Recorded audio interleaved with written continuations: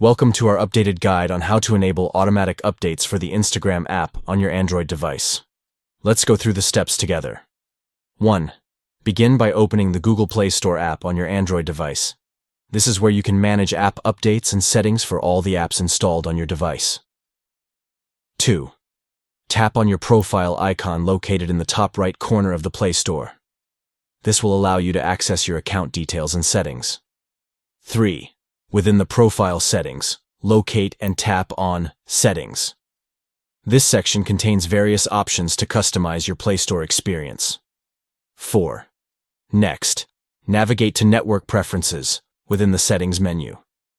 This section lets you set preferences related to network usage and updates. 5. Look for the option labeled Auto Update Apps and tap on it. Here, you can choose your preferred setting for automatic app updates. Select the update setting that suits your needs, such as updating apps over Wi-Fi only or allowing updates over any network.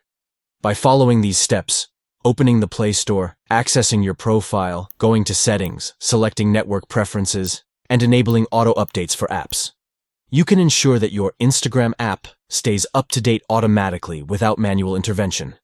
Keeping your apps updated is crucial for security, performance, and accessing the latest features.